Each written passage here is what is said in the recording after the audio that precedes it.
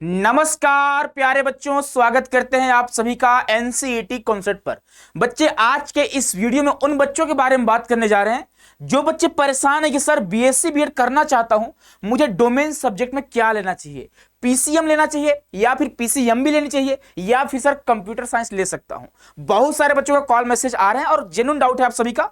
आपको पता होना चाहिए कि किसी भी आईआईटी में अगर आपको जाना है, किसी भी एनआईटी में अगर आपको जाना है, किसी भी आरआईज में जाना है तो कौन सा आपको डोमेन सब्जेक्ट लेना है। लैंग्वेज तो आप कोई भी ले सकते हो, कोई दिक्कत की बात नहीं है। आपके बच्चे जो मैंडेटरी सब्जेक्ट है आपके लिए टीचिंग एप्टीट्यूड है और आपका जनरल टेस्ट है, लेकिन बात यहां पे आती है कि बच्चे डोमेन सब्जेक्ट क्या लें।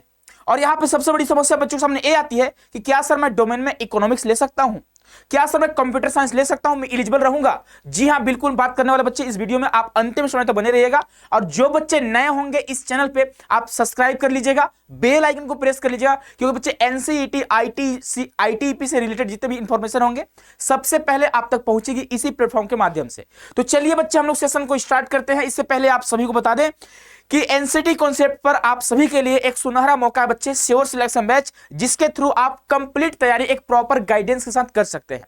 क्लासेस चल रही हैं, मॉक टेस्ट बहुत जल्द स्टार्ट होने वाले हैं। बहुत ही कम एफोर्डेबल फीस पे बच्चे आप कोर्स ज्वाइन कर सकते हैं और हम लोग के साथ आप मिलकर मेहनत कर सकते हैं। अगला बच्चे बात करेंगे, आप सभी के लिए एक नया बैच भी आ चुका है जिसका नाम है गुरुदेव बैच, जिसकी क्लासेस हाल फिलहाल से स्टार्ट हुई है। यानी आप बेसिक से यहां पे पढ़ सकते हो, ठीक है, शुरुआत से आप पढ़ सकते हो। अगर आप लेट हो चुके हैं तो आप गुरुदेव बैच को ज्वाइन कर लीजिएगा, ठीक है। तो ये दो बैचेज आपके लिए है बहुत कम फीस में। चलिए बच्चे, यहां पे आपको बता दें डोमेन सब्जेक्ट की बात करेंगे साइंस बच्चों के लिए, ठीक है, जो बच्चे बीएससी बीएड करना चाहते हैं। तो आपके लिए जो डोमेन सब्जेक्ट होंगे बच्चे, या तो ए आपके लिए 4 है, ठीक है। उसके अलावा बच्चे बहुत सारे बच्चे इकोनॉमिक्स लेना चाहते हैं, हिस्ट्री पॉलिटिक्स ज्योग्राफी तो आपको लेना ही नहीं है अगर आपको बीएससी बीएड करना है तो। बाकी अगर लैंग्वेज की बात करेंगे तो इनमें से कोई भी, आपको पता होगा जितना 38 लैंग्वेज है, कोई भी 2 लैंग्वेज आप ले सकते हो। लैंग्वेज कॉम्बिनेशन के ऊपर वीडियो बना चुके हैं, ठीक है। और यहाँ पे जो आपके लिए कंपलसरी होता है बच्चे, एक आपका टीचिंग एप्टीट्यूड और एक आपका बच्चे आपका जनरल टेस्ट होता है, तो ये आपके लिए कंपलसरी है। तो चलिए हम लोग स्टार्ट करते हैं सेशन को। और सबसे पहले हम आपको यहाँ पे दिखाएंगे आईआईटी का एलिजिबिलिटी क्राइटेरिया कि आप आईआईटी में एलिजिबल हो कि नहीं हो बच्चे, है ना। तो यहाँ पे सबसे पहले आपके सामने आईआईटी खड़गपुर का आपको यहाँ पे एलिजिबिलिटी रिक्वायरमेंट आपको दिखाई दे रहा होगा, ठीक है। डिटेल में समझेंगे बच्चे, फैक्ट के आधार पर बात करेंगे, खुद से कुछ नहीं बोलेंगे, आपको सारा इंफॉर्मेशन दिखाएंगे, उनका इंफॉर्मेशन बुलेटिन दिखाएंगे, उसके बेस पे ही बात करने वाले हैं। तो यहाँ पे आप देख सकते हो बच्चे, यह जो नोटिफिकेशन है 2025 का है। इनका कहना क्या है कि the candidate must have passed class 12 examination in science stream with physics chemistry mathematics. यानी यहाँ पे क्लास 12 में आपका पीसीएम कंपलसरी है, पीसीएम के अलावा कुछ और है तो आप एलिजिबल नहीं हो। दूसरा कंडीशन क्या इनका है कि आपका एनसीईटी के एग्जाम में भी फिजिक्स केमिस्ट्री और मैथमेटिक्स होना चाहिए, तभी आप आईआईटी खड़गपुर के लिए एलिजिबल हो। तो पहला शर्त आपका क्या हुआ कि आपका यहां पे कंप्यूटर साइंस काम नहीं आएगा, आपका इकोनॉमिक्स काम नहीं आएगा। यानी आपके जो डोमेन सब्जेक्ट होने चाहिए पीसीएम होने ही चाहिए और आपके 12th में भी होने चाहिए, तब आप आईआईटी खड़गपुर के लिए एलिजिबल रहोगे। नेक्स्ट आईआईटी बचे आपके लिए आईआईटी भुवनेश्वर। आईआईटी भुवनेश्वर का थोड़ा अलग है, ठीक है। इनका कहना आप ध्यान से देखो, candidate must have secured the following minimum, जो आपका क्वालिफिकेशन है ये आपका परसेंटेज होना चाहिए क्लास 12th में। और अगर हम बात करेंगे बच्चे, यहाँ पे 7 सब्जेक्ट आपका अटेम्प्ट होने चाहिए। ध्यान से सुनिएगा, चाहे आईआईटी हो, चाहे एनआईटी हो, चाहे आरआईज हो, अगर आप एनसीईटी का एग्जाम देने जा रहे हो उस टाइम पे 7 सब्जेक्ट आपके एग्जाम में आएंगे, तो याद रखिएगा 7 सब्जेक्ट अटेम्प्ट होनी चाहिए। ये नहीं कि किसी और कोई सब्जेक्ट जैसे जनरल टेस्ट हो गया उसको छोड़कर आ गए, नहीं, भले आप एक क्वेश्चन अटेम्प्ट करना लेकिन करना, ठीक है, तभी आप मैक्सिमम यूनिवर्सिटीज के लिए एलिजिबल रहोगे, है ना। चलिए यहां पे आप देखोगे और शर्तें हैं कि आपका डेट ऑफ बर्थ कब का होना चाहिए, ठीक है। तो ये आपको बच्चे पहले ही बता चुके हैं, जब आप डिटेल में वीडियो देखे होंगे यूनिवर्सिटी सीरीज वाला, है ना। अगर नहीं देखे तो प्लेलिस्ट में जाइए, वहां देख लीजिएगा आप लोग, ठीक है, वीडियो बना हुआ है। यहां पे बात किया गया कि अगर आप फिजिक्स मेजर लेना चाहते हो, कहां पे, आईआईटी भुवनेश्वर में, तो आपके कैसे आप एलिजिबल हो। तो पहला बात देखो, इनका कहना है candidate must have written the NCET exam in physics, ठीक है। ये आपका डोमेन में फिजिक्स होना चाहिए, साथ ही साथ आपका फिजिक्स के साथ बच्चे मैथमेटिक्स भी कंपलसरी है 10+2 में। क्या बोला गया है कि 10+2 में क्लास 12th में मैथमेटिक्स कंपलसरी है। एनसीईटी के एग्जाम में मैथमेटिक्स कंपलसरी नहीं है, ध्यान रखिएगा। Candidate must have scored at least 60% unreserved EWS category, तो 55% OBC, 50% for SC ST PWD. यानी इनका कहना क्या है कि अगर आप आईआईटी भुवनेश्वर से फिजिक्स मेजर में आप बच्चे यहाँ पे बीएससी बीएड करना चाहते हैं फिजिक्स मेजर लेकर, तो बच्चे यहाँ पे जो आपका होना चाहिए क्लास 12th में, वह आपका फिजिक्स और मैथमेटिक्स होना चाहिए। यहां पे ऐसा कहीं नहीं बोला गया है कि आपका एनसीईटी के एग्जाम में मैथमेटिक्स होना चाहिए। अगर आपको फिजिक्स में लेना है तो अगर एनसीईटी के एग्जाम में अगर आप बायोलॉजी ले लेते हो तो फिर भी आप एलिजिबल रहोगे, लेकिन एकमात्र आईआईटी वो आपका आईआईटी भुवनेश्वर है। इसी तरह से हर एक आपके जो भी आपको यहाँ पे केमिस्ट्री मेजर दिखाई दे रहा होगा, केमिस्ट्री मेजर के लिए आपका केमिस्ट्री डोमेन सब्जेक्ट होना चाहिए और साथ ही साथ क्लास 12th में आपका केमिस्ट्री और मैथमेटिक्स होना चाहिए। एनसीईटी के एग्जाम की बात नहीं किया है, एनसीईटी के एग्जाम में आपका सिर्फ और सिर्फ केमिस्ट्री होनी चाहिए। एक कौन कहता है तो आईआईटी भुवनेश्वर, ठीक है। ये बच्चे बहुत सारे बच्चों को नहीं पता होता है, बहुत सारे बच्चे क्या करते हैं क्लास 12th में उनका होता है मैथमेटिक्स, लेकिन उनको टफ लगता है कि भाई मैथमेटिक्स नहीं पढ़ पाऊंगा, तो एनसीईटी के एग्जाम में बायोलॉजी का एग्जाम देते हैं, फिर सोचते हैं मैं एलिजिबल ही नहीं हूं। भाई आप एलिजिबल हो, लेकिन मात्र आईआईटी भुवनेश्वर उड़ीसा के लिए, ठीक है। इसी तरह से आप देखोगे यहां पे मैथमेटिक्स मेजर के लिए बोला गया है कि एनसीईटी के एग्जाम में आपका या तो मैथमेटिक्स होना चाहिए या तो अप्लाइड मैथमेटिक्स होना चाहिए डोमेन सब्जेक्ट में, उसके अलावा 10+2 में आपका मैथमेटिक्स होना चाहिए। क्लियर है। एनसीईटी के एग्जाम में अगर आप मैथमेटिक्स मेजर ले रहे हो तब आपका एनसीईटी के एग्जाम में मैथमेटिक्स होना चाहिए और आपके 12th में मैथमेटिक्स होना चाहिए। क्लियर है।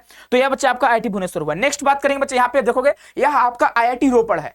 आईआईटी रोपड़ क्या कहती है कि the candidate must have passed class 12th examination science stream with physics chemistry mathematics, यानी सेम टू सेम इनका खड़गपुर की तरह ही है ना, केजीपी की तरह ही है, ठीक है। और इनका कहना क्या है एनसीईटी के एग्जाम में भी आपका फिजिक्स केमिस्ट्री मैथमेटिक्स होनी चाहिए, यानी कहीं भी यहां पे कंप्यूटर साइंस बात नहीं कर रहे हैं लोग, ठीक है।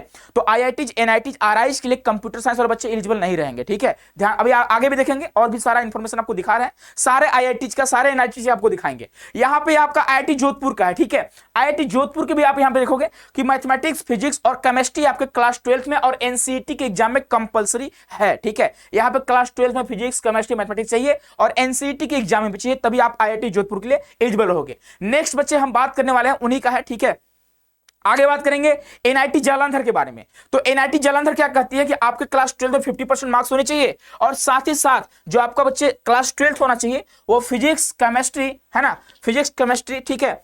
हाँ, फिजिक्स और केमिस्ट्री कंपलसरी है, उसके अलावा आपके पास मैथमेटिक्स होनी चाहिए या फिर अप्लाइड मैथमेटिक्स होगा फिर भी काम चल जाएगा। बायोलॉजी वाले बच्चे भी हमारे यहाँ एलिजिबल हैं, ठीक है।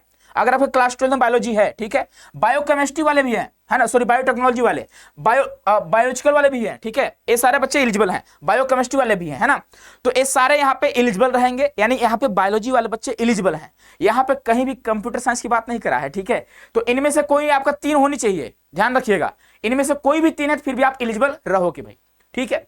चलो आगे बच्चे बात करेंगे हम लोग यहाँ पे और आगे देखेंगे अगला जो एनआईटी होगा हमारा एनआईटी त्रिची होगा, तमिलनाडु वाला। तो यहाँ पे बोला गया है कि आपके एनसीईटी के एग्जाम में आप देखोगे यहाँ पे डोमेन सब्जेक्ट में आपका बच्चे biology, biological studies, biotechnology, biochemistry, computer science, informatics practice, है ना, यानी ये सारे अगर आपके बच्चे यहाँ पे डोमेन सब्जेक्ट में हैं तब आप एलिजिबल रहोगे एनआईटी त्रिची के लिए। तो अगर आपको एनआईटी त्रिची जाना है तब तो आप एलिजिबल हो, लेकिन आईआईटी के लिए नहीं हो, ध्यान रखिएगा, ठीक है।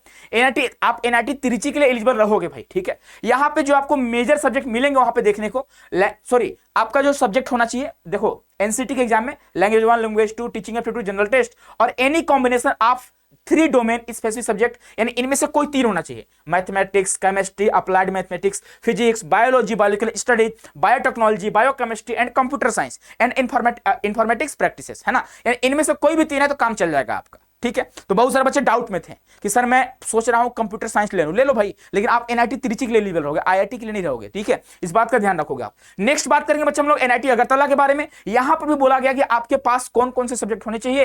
तो एनआईटी अगरतला में फिजिक्स, केमिस्ट्री, मैथमेटिक्स वाले। इससे पहले ये लोग बायोलॉजी वाले बच्चों को मौका दिए थे, लेकिन इस बार नहीं दिए हैं, ठीक है। 2024 में दिए थे, 25 में नहीं दिए हैं, ठीक है। 26 में क्या पता क्या होने वाला है ना। चलो नेक्स्ट बच्चे आगे बढ़ेंगे हम लोग, और 10+2 में और एनसीटी के एग्जाम में दोनों में होना चाहिए भाई, ध्यान रखिएगा। यहां पे देखो the candidate should be qualified in NCT 2025 conducted by NTA must have appear in physics, chemistry and mathematics, ठीक है। नेक्स्ट आगे बात करेंगे बच्चे, यहां पे आप देख सकते हो इनका अलग से एलिजिबिलिटी है। अब एनआईटी वारंगल के बारे में बात करते हैं। एनआईटी वारंगल क्या कहती है, हमारे यहां भी आपको फिजिक्स, केमिस्ट्री, मैथमेटिक्स कंपलसरी है, ठीक है। चाहे डोमेन सब्जेक्ट की बात करें बच्चे, चाहे हम आपका 12th की बात करें, है ना, दोनों जगह सब्जेक्ट होनी चाहिए, तभी आप एलिजिबल रहोगे। नेक्स्ट बात करेंगे बच्चे एनआईटी पुडुचेरी के बारे में। एनआईटी पुडुचेरी क्या कहती है कि हमारे यहां तब आप एलिजिबल हो जब आपके पास subject combination physics, chemistry and mathematics है, ठीक है। क्लास 10+2 की बात करें, चाहे एनसीटी के एग्जाम की बात करें, ठीक है। याद रखिएगा, है ना।